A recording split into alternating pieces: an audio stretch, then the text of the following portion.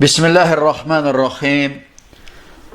Elhamdülillahi Rabbil alemin ve salatu ve selamu ala eşrefil enbiya'i vel mursalin vel akibetu lil muttaqin ve la udvana illa ala zalimin. Rabbi şrahli sadri ve yessirli emri ve ehlul ugdeten min lisani yefkahu qavli emma ba'd. Möhtərəm müsəlmanlar, ilk öncə siz salamlayıram. Esselamu aleykum ve rahmetullahi ve berekatuhu.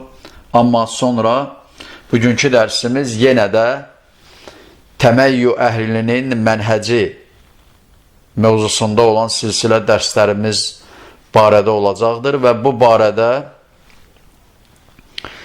bəllidir ki, biz 3 dərs götürmüşük və birinci dərs təməyyünün tərifi, ikinci dərs təməyyü fikirlərin qaynaqlandığı mənbələr və üçüncü dərs ittifaq edəməli təməyyü əhlinin tətbiq etdiyi qaydalara girdik, daxil olduq və bu qaydalardan birincisinin birinci hissəsini götürdük. Bu da o qaydadır ki, ittifaq etdiyimiz məsələlərdə birləşək, ixtilaf etdiyimiz məsələlərdə isə bir-birimizi özürlü görək qaydasıdır ki, bu qaydanı da Əli Əl-Hələbi və onun belə deyə mövqeyində olan, yəni təməyyü mənhəcində olan kəslər Əbu'l-Həsən Əl-Məribi, Adnan Arur və qeyriləri bu qaydanı tətbiq etmişlər və bu qaydanı bəyan edərkən biz birinci hissəsini götürdük, çünki mövzu uzundur, genişdir, ona görə bir dərsdə bunu bəyan etmək mümkün deyil, mövzu uzun olduğu üçün. Ona görə mən bu mövzunu bu dərsdə, yəni həmin mövzunu bu dərsdə tamamlamağı və ya həmin mövzunu davam etməyi, belə deyək, düşünürəm və bu babda biz irəliləyəcək Allahın iznə. Və keçən dərsdə biz, yəni mən zamanəmizin 3 böyük alimi Əlləmə İbn Baz, Şeyx Albani və İbn Hüseymindən deməli bu qayda barədə onların sözlərini gətirdim, yadınızdadırsa. Və bu alimlərdən demək olar ki, hamısı həmin qaydada olan ilk parçanı, ilk hissənin haqq olduğunu, doğru olduğunu dedilər. Bu da hansıdır? İttifaq etdiyimiz məsələlərdə birləşək. İttifaq etdiyimiz məsələlərdə neyək? Birləşək. Və dedilər ki, həmin o 3 alim, bu tərifin, yəni daha doğrusu qaydanın bu hissəsi haqdır, doğrudur, səhihdir. Lakin dərsin axırında mən bəyan etdim və dedim ki, bu qaydanın, yəni hər nə qədər səhih olmasını və ya haqq olmasını və ya doğru olmasını desək də, yəni bu hökm mütləq deyil. Yəni mütləq olaraq bu qayda doğru deyil, yəni haqq deyil. Yəni zaman, bəzən haqq olur, bəzən haqq olur. Bu da nə demək? Bu da nə demək? Bax, bu məsələni biz İnşallah bu dərsimizdə bəyan edəcək ki, o birinci hissəni biz deyəndə ki, haqdır, səhihdir, doğrudur, onu biz nə cür qarşılamalıyıq, nə cür tətbiq etməliyik daha doğrusu. Bunun da mütləq olmamasının səbəbi vardır. Bu səbəb nədən ibarətdir? Bəllidir ki, əhl-i sünnə vəl cəmaa haqq əhli olaraq bəzi məsələlərdə, müəyyən məsələlərdə görürsən ki, onların fikirləri ilə bidət əhlindən olan bəzi məzhəblərin fikirləri eyni olur. Misal üçün, var belə məsələlər ki, yəni əhl-i sünnə vəl cəmanın da rəyi budur, misal üçün Möhtəzilənin də rəyi budur və ya Cəhmiyyənin də rəyi budur və ya Xavariclərin də rəyi budur. Və hətta şiyələrin də rəyi budur. Belə məsələlər vardır. Ya bu o demək deyil ki, biz onlarla hər hansı bir məsələdə ittifaq ediriksə, biz onlarla birləşməliyik. Yəni bu qaydadan çıxış edərək demək istəyirəm. Yəni bizim müəyyən məsələlərdə ittifaq etməyimiz hələ birləşməyimiz üçün amil deyildir, səbəb deyildir. Niyə görə? Çünki o biri məsələlərdə ittifaq etmirik. Başqa məsələlərdə ittifaq etmirik. Aydındır? Bax, bu məsələ mühim. Ona görə hər nə qədər alimlər desədir ki, birinci parça səhiydir, sadəcə onlar təfsilat gətirmədilər. Yəni, keçən dərsdə dediyimiz İbn Baz, Şeyx İbn Baz, Allamə, Muhammed Nasruddin Al-Albani və Useymin bu məsələyə təfsilat gətirmədilər. Lakin dedilər, bəyan etdilər ki, bu haqdır. Yəni, birləşmək, ittifaq etdiyimiz məsələlərdə doğrudur.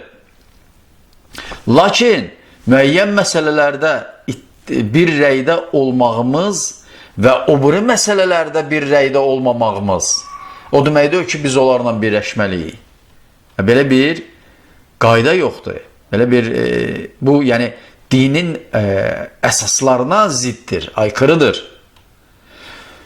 Və bu barədə alimlərin sözlərini götürəcək və birinci müraciət edəcəyimiz alimlər bu Ləcnətud Daimə lil-Buhusul İlmiyyə vəl-İftə, yəni elmi bəhslər və fətvalar daimi komitəsinin verdiyi fətvadır. Hansı ki, onlara verilən uzun bir sualda, yəni o sualı cavablandırmışlar və demişlər, yəni ilk olaraq sualı bəyan edirəm və ondan sonra cavabı götürəcək Allahın iznindən. Və sual verilir.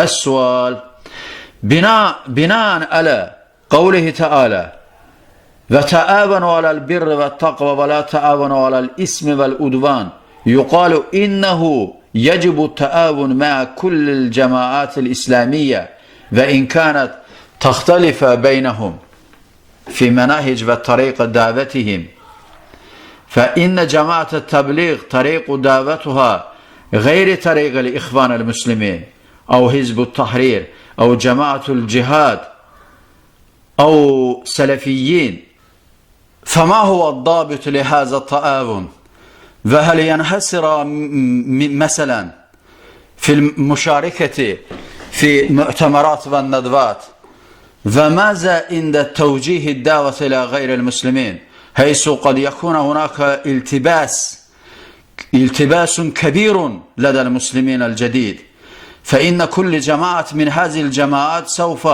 تدعوهم إلى مراكزهم وإلى علمائهم فيكونون في حيرة من أمرهم فكيف يمكن تفادي هذه الأمور Fətvalar Daimi Komitəsinə belə sual verilir ki, sual, yəni uca Allahın xeyrxahlıq və təqva üzərində birləşin və günah və düşmənçilik üzərində birləşməyin ayəsinin üzərində bina edilərək deyilir ki, bəs vacibdir ki, bizə yəni bütün İslami cəmaatların birləşməsini vacibdir və hətta onların arasında mənhəc və dəvətlərinin yollarının fərqləri, yəni müxtəlif olsa belə, bu cür İslami cəmaatların hamısının birləşməsi vacibdir. Misal üçün, cəmaat-ı təbliğin dəvət yolu İxvan-ı Müslimin partiyasının dəvət yolundan fərqlənir və ya Hizb-ü Təhrir partiyasının və ya Cihad Cəmaatı partiyasının və ya sələfilərin və bu halda birləşmək üçün bu birləşməyin qaydaları hansılardır və hansı necə edək ki, məsələn, biz toplantılarda və yığıncaqlarda müştərək olaraq bir yerə yığışaq, toplanaq və müsəlmanların və qeyri-müsəlmanlara qarşı dəvətimizi nə cür istiqamətləndirək, nə cür quraq, yəni.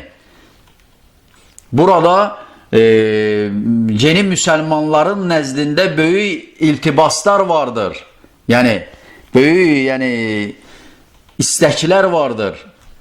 Böyük fikirlər vardır. Və onlara görə bütün bu cəmaatların Yəni cəmaatlardan olan cəmaatların bir mərkəzdə birləşməsi və bir mərkəzə çağırması, alimlərinin bir mərkəzdə toplanması lazımdır onların fikirlərinə görə. Və bu halda necə olmalıdır? Yəni məsələ nə cür həll olunmalıdır? Bu məsələni nə cür qurmağımız mümkündür? Belə bir sual verilir Daimi Fətvalar Komitəsinə və Daimi Fətvalar Komitəsi buna cavab olaraq demişdir ki, Əl-cavab Əl-vacibu təavun mə'l cəmaat əlləti tusiru aləl mənhəcil kitab və sünnə və mə aleyhi sələful ümmə fi davəti ilə təvhidilləhi subhanə və ixlasul ibadət ləhu və təhziru minəşşirki vəl-bidə vəl-məasi və münasihatil cəmaətil müxalifə lizəlik فإن رجعت إلى الصواب فإنه يتآون معها وإن استمرت على مخالفتي واجب الابتعاد عنها والتزام الكتاب والسنة والتآون مع الجماعة الملتزمة لمنهج الكتاب والسنة يكون في كل ما فيه خير وبر والتقوى من الندوات والمؤتمرات والدروس والمحاضرات وكل ما فيه نفع للإسلام والمسلمين وبالله توفيق وصلى الله على نبينا محمد وآله وصحبه وسلم. Daimi Fətvalar Komitəsi belə bir cavab verərək demişdir ki, bəs cavab vacibdir ki, kitab və sünnətin və ümmətin sələfinin yolu üzərində olan cəmaat ilə birləşək və hansılar ki, Allahın təkliyinə dəvət edərlər, ixlas ilə ibadət etməyə dəvət edərlər və şirkdən, bidətdən və asiliklərdən çəkindirərlər və həmçinin müxalif olan cəmaatlara bunu nəsihət edərlər və nəsihət etdikləri zaman əgər onlar doğru olana dönərlərsə, qayıdarlarsa, təbii ki, onlarla birlikdə birləşib əlbir olarıq və olmaq mümkündür. Yox, əgər müxalif olduqları rəylərdə qalmağa davam edərlərsə, o zaman onlardan uzaqlaşmağımız vacibdir, onlardan uzaqlaşmağımız vacibdir və bununla kitab və sünnətə tabi olmuş oluruq və o mənhəc, o cəmaat hansı ki, kitab və sünnətin mənhəcinə tabi olmuş olur, mültəzim olmuş olur, onlarla birləşməliyik və bu, onların ilə, yəni bütün xeyrxahlıq və təqva üzərində birləşməyimiz və toplantılarda, yığıncaqlarda, dərslərdə, mühazirələrdə onlarla bir olmalıyıq və onlar ilə bərabər İslam və müsəlmanların xeyri üçün çalışmalıyıq. Onlarla İslam və müsəlmanların xeyri üçün çalışmalıyıq və müvəffəqiyyət Allahdandır və Allahın salavatı və salamı olsun Peyğəmbərimiz Muhammed sallallahu əleyhi və səlləmə, onun əhl-i beytinə və bütün sahabələrinə. Daimi Fətvalar Komitəsi bunu bəyan etmişdir. Məcmul Fətava Əl-Ləcnətu Daima adlı kitabda toplanmış, yəni bu Daimi Fətvalar Komitəsinin fətvalarının toplusu olan kitabda 2-ci cild 42-ci səhifədə bunları qeyd etmişdir. Və bu da nə ifadə edir? Bu da onu ifadə edir ki, yəni biz o qaydanın birinci parçasından çıxış edərək, yəni bunu bəyan etmək istəyir ki, bu fətvanı verən daimi komitə ki, yəni o məsələlərdə ki, hətta cəmaatlar vardır, onların mənhəcləri çeşidli, fərqli mənhəcləri, dəvətləri və s. vardır. Onları vacibdir ki, kitab və sünnət və ümmətin sələfinin yoluna dəvət edək və əgər dəvətimizi qəbul edərlərsə, bəli, onlarla bir və təqva üzərində, ətrafında belə deyək, birləşməliyik. Necə ki, ayədə bəyan olunur, yəni xeyirxahlıq və Allah qorxusu, təqva üzərində birləşməliyik. Yox, əgər bizim nəsihətimizi və ya dəvətimizi rədd etmiş olarlarsa və əvvəlki olduqları rəylərində israrçı olarlarsa, artıq onlardan biz uzaqlaşmalıyıq. Onlarla bizim birləşməyimiz mümkün deyildir. Onlarla bizim birləşməyimiz mümkün deyildir.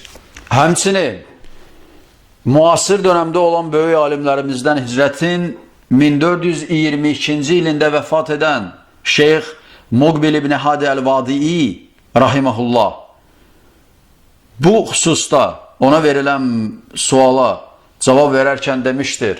Dadısı birinci sualı oxuyuruq, ondan sonra cavabı oxuyacaq Allahın iznə. Sual verilərək deyilir ki,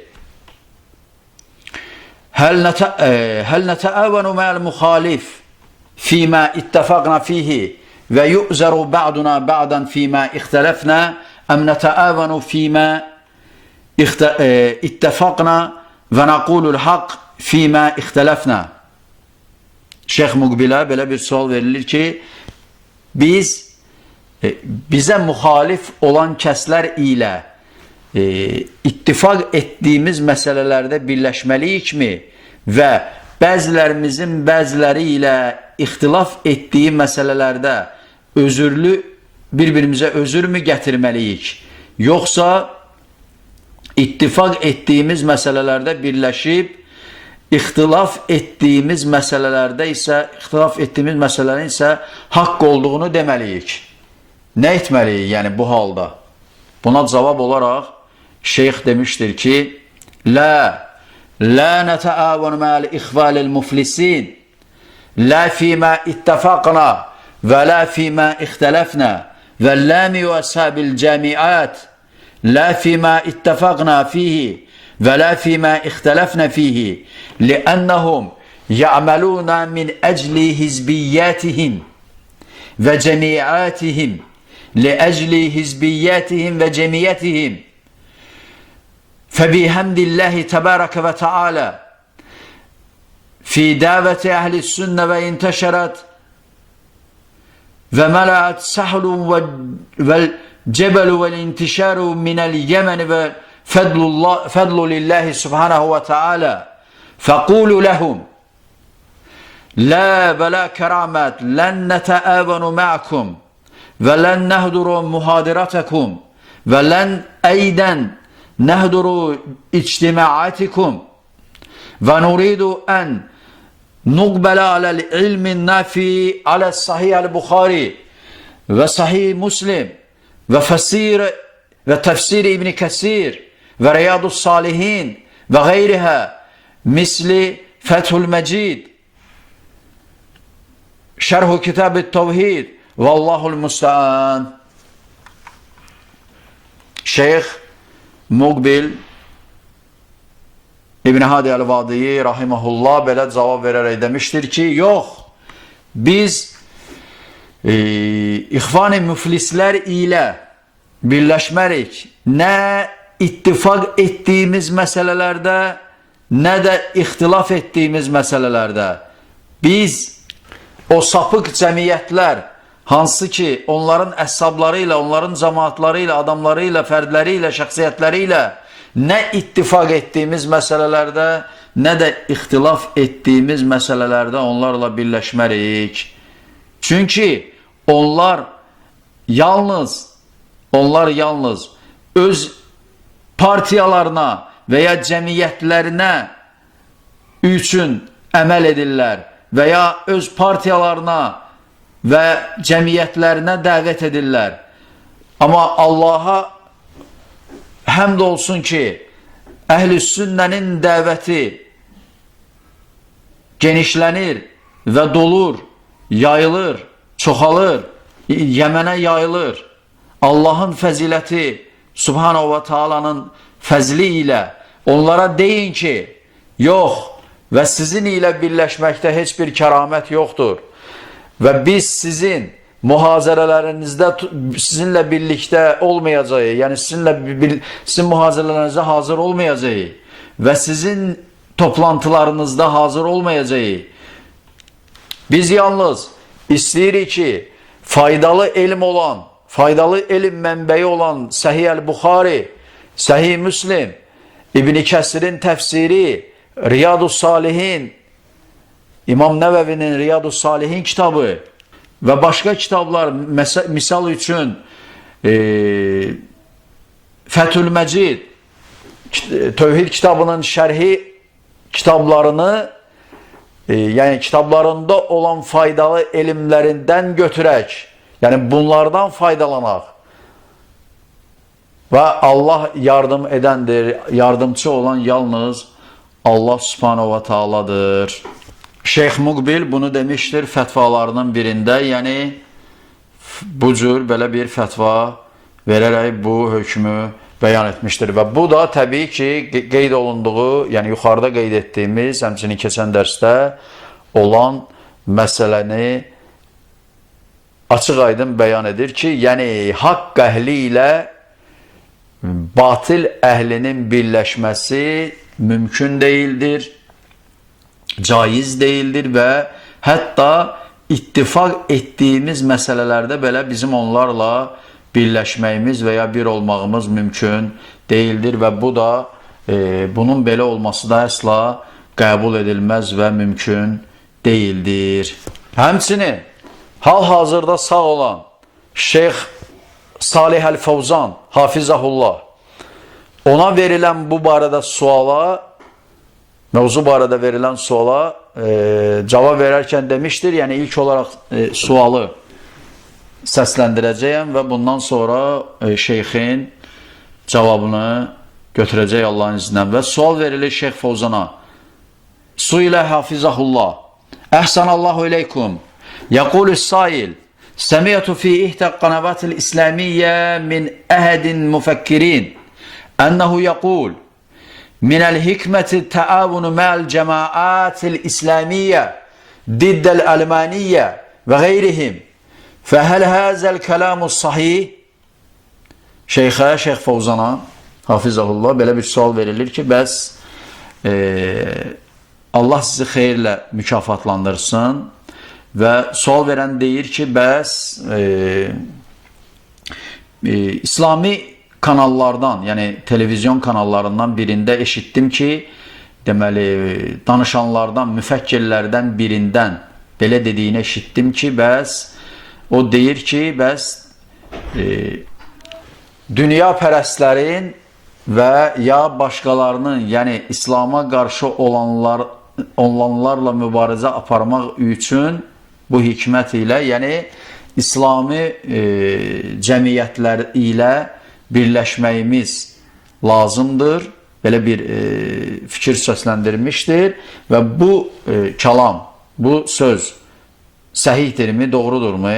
Belə bir sual verilir şeyxə və şeyx buna cavab olaraq demişdir ki, Lə, mə huvə bi sahih, mə nətəəvənu mə əhlil batil, lə, mə nətəəvənu mə əl-firaqi dallə əbədən, İnnəmə nətəəvənu mə ixvəninə müstəqimin alə tayyətilləhi və alə mənhəcis səlim, nətəəvənu məəkum, əmməl munharifun və dallun vəl müxalifun li əhli sünnəti vəl cəmaə, fələ nətəəvənu məəkum, ləənnə həzə təəvun aləl ismi vəl udvən və təbriru limə hum aleyhi nəam və bə'deyni mə ينفعنا يقولون إلا ما هو على دينك ما يعينك هذا مثل عامي وهو الصحيح إلا ما هو على دينك ما يعينك. Şeyx Fəvzan, Hafizəhullah, Allah onu qorusun, cavab verərək həmin suala buyurur ki, yox, bu səhih deyildir. Biz heç vaxtı batil əhli ilə birləşmərik. Biz heç vaxtı əbədi olaraq zəlalət firqələri ilə birləşmərik.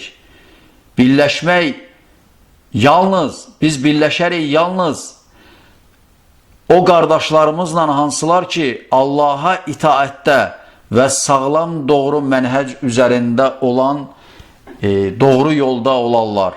Onlar ilə birləşərik. Amma inhiraf əhli, yəni azmış firqələr, zəlalət əhli və müxaliflər ilə onlara gəlincə əhl-i sünnə vəl cəmaa onlar ilə heç zaman birləşməzlər. Çünki onlar ilə bizim birləşməyimiz günah və düşmənçilik üzərində birləşməkdən olar. Yəni bunu da şeyx bunu deyərkən, yəni onu da qeyd edim ki, haşiyə çıxın burada, yəni uca Allahın Məidə surəsi 2-ci ayədəki ayəsinə işarə edir ki, yəni şeyx, əgər biz bu halda birləşsək, biz artıq günah və ya düşmənçilik üzərində birləşmiş kimi oluruq. Onların nəzdində olan zərərlərdən bəri olmaq üçün, qorunmuş olmaq üçün, bəli, və bundan sonra, yəni 2 gündən sonra, yəni əgər biz onlarla birləşmiş olarıqsa, 2 gündən sonra onlar deyəcəklər ki, bəs biz onlarla yalnız faydalanmaq üçün birləşdik və bizim yalnız dinimiz, yəni açıq, aydın, haqq üzrə olan bir dindir və səhihdir və biz, yəni haqq əhli olan kəslər, batil əhlin olan kəslər ilə heç zaman birləşməzlər və bu da şeyxin, yəni bu fətva deməli şeyxin rəsmi saytında mövcud olan fətvalardandır. Bu da nə ifadə edir? Bu da onu ifadə edir ki, yəni şeyxin axır sözləri nə ifadə edir? Onu ifadə edir ki, hətta əgər biz onlarla birləşmiş olsaq belə, bu deməkdir ki, o birləşmə daimi olacaq. Əsla və əsla daimi olmaz. Yəni o təbii ki 2 gündən sonra hətta o parçalanacaq və onlar deyəcəklər ki, biz onlarla yalnız faydalanmaq üçün birləşmişdik. Fayda götürmək üçün birləşmişdik, dinimizi faydalandırmaq üçün və ondan sonra yenə də ayrılacaqlar və öz yollarına, belə deyək, dəvətlərinə və s. mənhəclərinə və s. davam edəcəklər. Lakin birləşmək, təbii ki, birləşmək, necə ki, yuxarıda da deyildiyi kimi, yalnız Qur'an və sünnə, həmçinin ümmətin sələfinin rəyi üzərində olması mümkündür. Həmçinin bu məsələnin, yəni bu deməli qaydanın birinci parçası hansı ki, ittifaq etdiyimiz məsələlərdə birləşməyin mütləq olmamasını barədə və bunu inkar edilməsi barədə, yəni başqa alimlər də bəyan etmişlər və uzun olmasın deyə, dərsimiz uzanmasın deyə biz yalnız alimlərin adlarını qeyd etməklə kifayətlənəcək. Bu alimlər kimlərdir? Bu alimlər Şeyx Muhammed bin Salih Əl-Useymin rahiməhullah, Şeyx Salih Əl-Fəvzan başqa bir fətvasında, həmçinin Abdülmuhsin Əl-Abbad hafizəhullah, həmçinin Şeyx Rabi ibn Hadi Əl-Madxali hafizəhullah, həmçinin Şeyx Abdullah ibn Qudeyyan rahiməhullah, həmçinin Şeyx Salih Əl-Luheydan hafizəhullah, həmçinin Şeyx Ubeyd Əl-Cabiri hafizəhullah və Əhl-i Sünnə vəl Cəmaanın başqa alimləri də bu qaydanın birinci hissəsinin mütləq olmadığını öz dərslərində, fətvalarında, mühazirələrində bəyan etmişlər. Beləliklə, bu qaydanın, yəni ittifaq etdiyimiz məsələlərdə birləşək və ixtilaf etdiyimiz məsələlərdə bəzilərimiz bəzilərinə özürlü sayaq, qaydasının fəsadları barədə alimlər bir çox mühazirələrində, fətvalarında, dərslərində və s. bu qaydanın pislikləri, bu qaydanın zəlalətləri, fəsadları barədə çeşidli fikirlərini bəyan etmişlər ki, cəmləşdirilmiş olaraq mən çalışacağım ki, bu qaydanın bəzi zəlalətlərini və fəsadlarını bəyan edim müxtəsər qıssaca olaraq.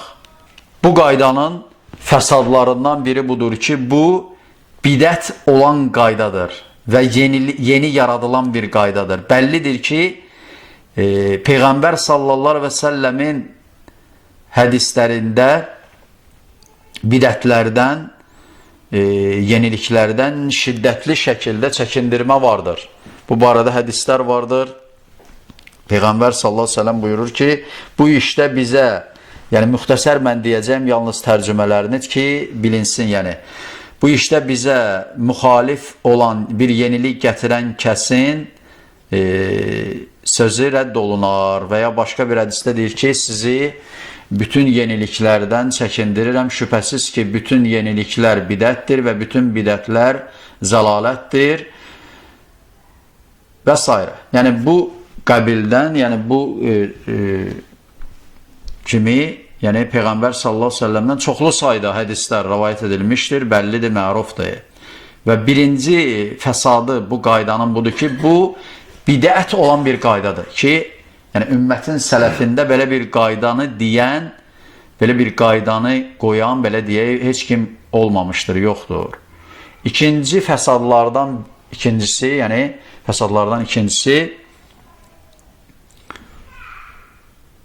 yəni sələfin nəzdində bu qayda ilə əməl edən olmamışdır. Yəni sələf, belə deyək də, məsələni ittifaq edilən və ya ixtilaf edilən məsələlərdə etdiyi, atdığı addımlar bu qaydaya uyğun deyildir. Necə ki, Uca Allah Quran-ı Kərimdə buyurur ki, deyir ki, yəni bu qayda Uca Allahın bu ayəsinə müxalifdir. Uca Allah buyurur ki, və mən yuşaqiqər rasul min bə'də mə təbəyyənə ləhul hudə və yettəbi qeyrə səbiləl müminin nuvallihi mə təvallə və nuslihi cəhənnəmə və səət məsira. Uca Allah buyurur ki, hər kəs özünə doğru yol aşkar olandan sonra Peyğəmbərdən üz döndərib, möminlərdən qeyrisinin yoluna uyarsa, onun istədiyi, özünün yönəldiyi yola yönəldər və cəhənnəmə varid edərək, ora necə də pis bir yerdir. Ən-Nisa surəsi 115-ci ayə. Bu qaydada olan fəsadlardan üçüncüsü, bu qayda əmri bil məruf və nəhyənil münkərin əsaslarını pozmuş olur. Yəni, yaxçılıqları əmr etmək, pisliklərdən çəkindirməyin əsaslarını dağıdır, məhv edir, belə deyir. Çünki bəllidir ki, ümmət yaxçılıqları əmr etməli, pisliklərdən çəkindirmək lazımdır. Əgər pisliklərdən çəkindirilməyəcəksə, ondan nə cür xeyir üzrə olunacaq və s. Yəni, burada isə qaydada nə deyilir? Deyilir ki, ittifaq etdiyimiz məsələlərdə birləşək, ixtilaf etdiyimiz məsələlərdə isə bir-birimizə özür gətirək. Yəni, bu artıq əmr bil məruf və nəhyənil münkərin, belə deyək, əsaslarını söküb dağıtmış olur. Bu qaydanın fəsadlarından dördüncüsü, bu qaydanın tətbiq olunması nəsihət etməyi, nəsihətləşməyi məhv etmiş olur. Nəsihətləşməyini tərk edilmiş olur. Yəni nəsihət edilməsi tərk olunar. Əgər biz bu qaydalar tətbiq olunsa, nəsihət edilmə tərk olunar. Və bəllidir ki, din nəsihətdir və o kəslər ki, dini məsələlərdə, hər hansı bir məsələdə yəni yanlış mövqeydədirlər, onlara nəsihət olunmalıdır. Əgər onların yanlış mövqeylərini biz özür gətirsək, onlara nə cür nəsihət edəcəyik? Yəni bu artıq nəsihət qapısı bağlanmış olur, bağladılmış olur. Bəllidir ki, din nəsihətdir, deyildi ki, bəs kimin üçün? Dedi ki, Allah subhanahu ta'ala, daha doğrusu Peyğəmbər sallallahu aleyhi ve sellem dedi ki, Allah üçün, kitabı üçün, Rəsulu üçün, ümmət üçün, bütün ümmət üçün və müsəlmanların başçıları üçün və bütün müsəlmanlar üçün, necə ki, hədisdə bəyan olunmuşdur. Yəni, bu qaydanın tətbiq olunması nəsihətləşmə babını bağlamış olur, belə deyək. Həmçinin bu qaydanın fəsadlarından beşincisi, bu qaydanın tətbiq edilməsi təhzir etmə, hicr etmə və rədd etmə qapısını bağlamış olur. Yəni, əgər biz bu qaydanı tətbiq eləsək, onda kimi təhsir edəcəyik, kimi həcr edəcəyik, kimi rədd edəcəyik, əgər biz hər bizə müxalif olan kəsə və ya cəmaata və s. biz özür gətirsək, elə, onda kimdən təhsil edəcəyik, kimi həcr edəcəyik, kimi rədd edəcəyik, yəni bu qapını bir növ bağlamış oluruq ki, bu da nədir? Məqbul deyil, bu əslən və əslə məqbul deyildir. Çünki bəllidir ki, uca Allah o kəslər ki, Allah və Rəsulunun ayələrini, hökmlərini tabi olmazlar, onları tərk etməyə əmr edir, onlardan uzaqlaşmağa əmr edir. Uca Allah deyir ki, وَإِذَا رَأَيْتَ الَّذ۪ينَ يَخُودُونَ فِي آيَاتِنَا فَعَارِدَ عَنْهُمْ حَتَّى يَخُودُوا فِي حَد۪يسٍ غَيْرِهِ وَإِمَّا يُنْسِيَنَّكَ الشَّيْطَانُ فَلَا تَقْعُدْ بَعْدَ الذِّكْرِ مَعَ الْقَوْمِ الظَّالِمِينَ. Uca Allah demiştir ki, ey Peyğəmbərim, ey Rəsulum, ayələrimizi istehza edənləri gördüyün zaman onlar söhbəti dəyişənə qədər onlardan üz çevir. Əgər şeytan bu qadağan əmrini sənə unuttursa, xatırlayandan sonra o zalim tayfa ilə bərabər oturma. O zalim tayfa ilə bərabər oturma. Əl-Ən'am surəsi 68-ci ayə. Və bu barədə ümumiyyətlə həm sələfdən əsərlər çoxlu sayda gəlmişdir, həmçinin alimlərdən çoxlu sayda qövllər gəlmişdir ki, bu məsələ necə ki, dediyimiz kimi tərk olunmalıdır. Bu cür, yəni bu qaydanın tətbiq olunması, necə deyərlər, tərk olunmalıdır. Həmçinin bu qaydanın fəsadlarından altıncısı, Uca Allahın Ən-Nisa surəsi 59-cu ayədə qeyd etdiyi, ixtilaf etdiyiniz məsələlərdə onu Allaha və Rəsuluna qaytarın məsələsinin ihmal olunmasıdır. Yəni bəllidir ki, Allah subhanahu ta'ala nə deyir? فَاِنْ تَنَازَاتُمْ فِي شَيْءٍ فَرُدُّهُ اِلَى اللّٰهِ وَالرَّسُولِ Əl-ayə. Əgər ixtilaf etsəniz, ixtilaf etdiyiniz məsələləri Allaha və Rəsuluna qaytarın. Allaha, yəni Qur'ana, Rəsuluna, yəni sünnəyə qaytarın. Əgər biz ixtilaf etdiyimiz məsələlərdə bir-birimizə özür gətirəcəksə, onda nə cür Allahın və Rəsulunun Rəsuluna qaytaracaq? Nə cür qaytaracaq? Bu, artıq bu məsələ ihmal olunmuş olur. Bu qaydanın tətbiq olunması ilə və bu şəri əhkamlara müxalif olmuş olur və batilliyi, fasid olması qaydanın ortaya çıxmış olur, bəllidir. Həmçinin bu qaydanın tətbiq olunmasındakı fəsadlardan yeddincisi, Allahın əmr etdiyi ümmətin toplanmasının və dəstələrə bölünməməsinin bu qaydanın tətbiq olunması ilə ihmal edilməsidir. Nə demək? Bu o demək, misal üçün, bəllidir ki, Allah subhanahu ta'ala Quran-ı Kərimdə buyurur ki, Ali İmran surəsi 103-cü ayədə ki, Allah subhanahu ta'ala nə deyir? Deyir ki, وَاَعْتَسِمُوا بِحَبْلِ اللّٰهِ جَمِيًّا وَلَا تَفَرَّقُوا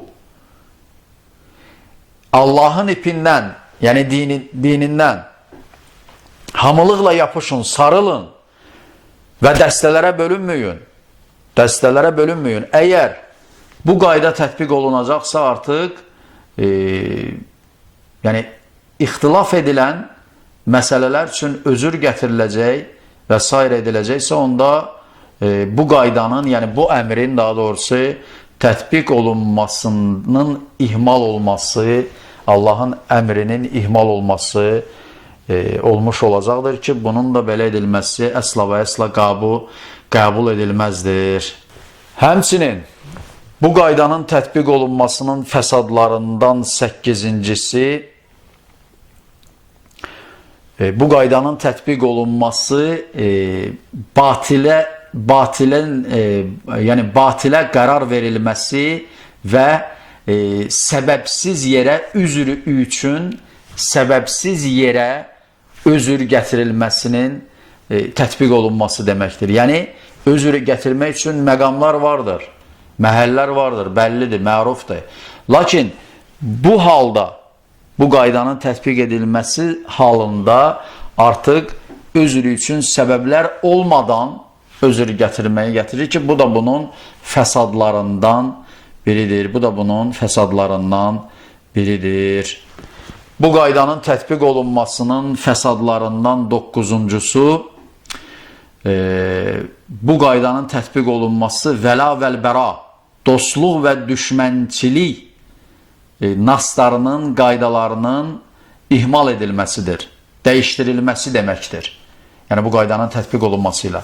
Bəllidir ki, Allah Subhanahu Taala Quran-ı Kərimdə Tövbə surəsi 71-ci ayədə buyurur ki, وَالْمُؤْمِنُونَ وَالْمُؤْمِنَاتُ بَعْضُهُمْ أَوْلِيَاءُ بَعْضٍ يَأْمُرُونَ بِالْمَعْرُوفِ وَيَنْهَوْنَ عَنِ الْمُنكَرِ وَيُقِيمُونَ الصَّلَاةَ وَيُؤْتُونَ الزَّكَاةَ وَيُطِيعُونَ اللَّهَ وَرَسُولَهُ أُولَٰئِكَ سَيَرْحَمُهُمُ اللَّهُ إِنَّ اللَّهَ عَزِيزٌ حَكِيمٌ.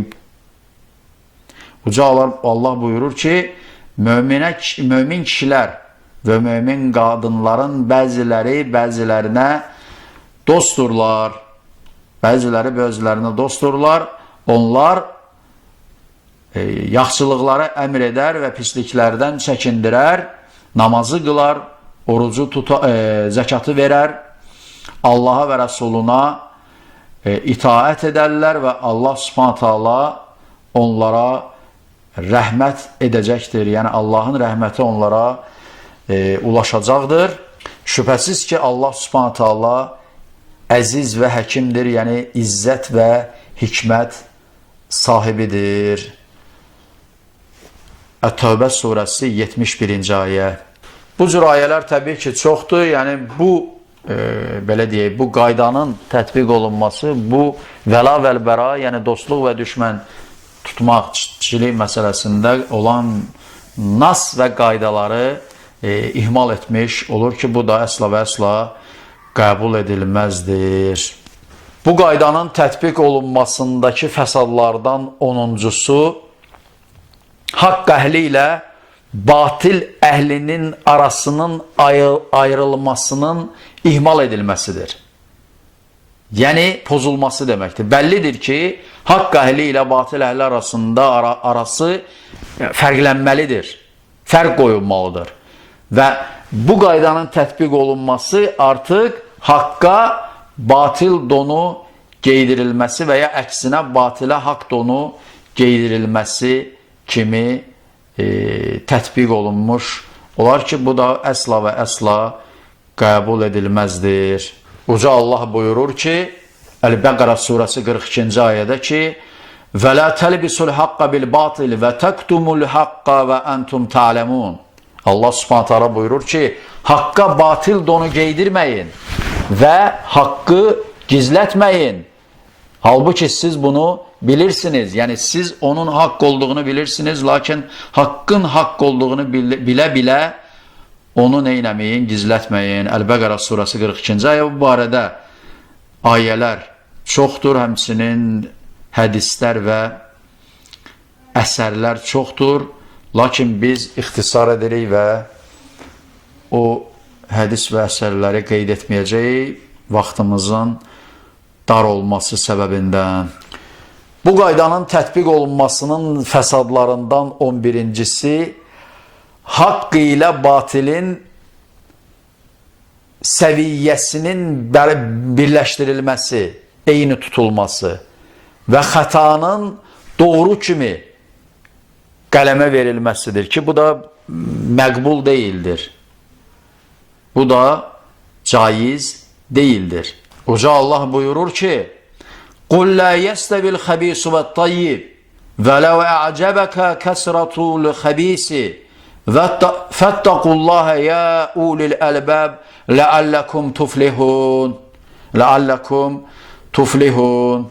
Uca Allah demiştir ki: "Ya Resulüm, de ki, ey insan, murdar haram şeyin çoxluğu xoşuna gəlsə belə murdarla təmiz, haramla halal bir ola bilməz. Ey ağıl sahibləri, Allahdan qorxun ki, nicat tapasınız." Əl-Məidə surəsi 100-cü ayə və bu qəbildən olan, dediyim kimi, yenə də ayələr, hədislər və qövüllər çoxdur və bu qaydanın tətbiq olunması əsla və əsla bu ayələrə və hədislərə və s. Müxalifdir. Bu qaydanın fəsadlarından 12-cisi xətaların və müxalif fikirlərin artmasına, çoxalmasına səbəb olan, aparan, yəni bir qapıdır və ya bir yoldur ki, bunun da hətta bəzilərinin gedib, bəzilərinin gedib şirkə çıxması, çatması mümkündür ki, bu da əsla və əsla qəbul edilməzdir və məqbul deyildir. Həmçinin bu qaydanın fəsadlarından 13-cüsü ixtilafların çoxalmasına səbəb olması. Yəni, əgər sünnət əhli sünnə bu cür məsələlərdə özür gətirəcəksə, bu zaman bu vəsilə olacaq ki, ixtilaflar artsın, əksinə azalmasın, neynəsin, artsın. Ki, bu da nədir? Bu da məqbul deyildir. Bu da məqbul deyildir. Bəllidir ki, əsas amil odur ki, ixtilafların azalmasına nail olmaq. Buna da nail olmaq üçün məhz kitab və sünnətə və sələfin fəhminə dönmək lazımdır. Yalnız bununla bunu azaltmaq mümkündür. Lakin bunun əksi və bu qaydanın tətbiq olunması isə bunun əksini gətirir və ya əksinə qapı açır, belə deyək. İxtilafların azalmasına deyil, ixtilafların artmasına səbəb olan amillərdən olması mümkündür. Həmçinin bu qaydanın tətbiq olunmasının fəsadlarından 14-cüsü və sonuncusu, yəni bu qaydanın tətbiq olunması bidətçilərin halının cahil olaraq, cahil kimi cahillərdən sayılması və onların aldadılmasıdır. Onların aldadılmasıdır. Bu da nədir? Yəni ki, bidətçiləri, əgər biz bu qaydanı tətbiq edəcəksə, onda onlara haqqı nə cür bəyan edəcəyik? Yəni, əgər biz onlara bəzi müxalif olduqları məsələləri onlar üçün özür gətirəcəksə, onda onlara haqqı nə cür bəyan edəcəyik? Əgər biz onlara haqqı bəyan edəndə deyəcəklər ki, keçən dəfə bizə buna özürlü gördünüz, indi bunu bizə, belə deyək də, bizi bununla vurursunuz, misal üçün. Yəni, belə iddialar gətirə bilərlər ki, yəni ki, siz bizi keçən dəfə aldatmışsınız və s. və s. Bəllidir ki, Peyğəmbər sallallahu aleyhi ve sellem buyurur ki, hədis şərifində, mən qəşşənə fəleysə minnə, kim bizi aldadarsa və ya bizi aldadanlar bizdən deyildir. Kim bizi aldatsa bizdən deyildir. Ki, bu da mərufdur, bəllidir. Və bu cür halların meydana gəlməsindən çəkinmək üçün bütün bu gətirdiyimiz bu 14 səbəb, hansı ki, bu qaydanın tətbiq olunmasının nəticəsində müəyyən fəsadlar yayılacaq və bu qaydanın tətbiq olunmasından çəkinmək vacibdir və bu qaydanın batil olması sələfin etiqadına müxalif olması və bidət olan qaydalar kimi meydana çıxmasıdır ki, təməyyü əhli də bu qaydanı tətbiq etmişdir. Beləliklə, bugünkü dərsimizi burada tamamlayırıq və bu dərsimizdə biz yenə də dediyimiz kimi deməli təməyyü əhlinin gətirdiyi qaydalardan birincisini götürdük, hansı ki ittifaq etdiyimiz məsələlərdə birləşək, ixtilaf etdiyimiz məsələlərdə bir-birimizə özür gətirək qaydasıdır və bu qaydanın batilliyini bəyan etdik və tamamladıq və gələn dərsimizdə artıq biz ikinci qaydaya, təməyyü əhlinin gətirdiyi batil qaydalardan ikincisini götürəcək və sonda uca Rəbbimiz Allaha həmdü sana edirəm, Peyğəmbərimiz Muhammed sallallahu aleyhi ve səlləmə, onun əhl-i beytinə, bütün sahabələrinə və gözəl biçimdə onların yoluna tabi olanların üzərinə Allahın salavatı və salamı olsun. Esselamu aleykum və rəhmətullahi və bərəkatuhu.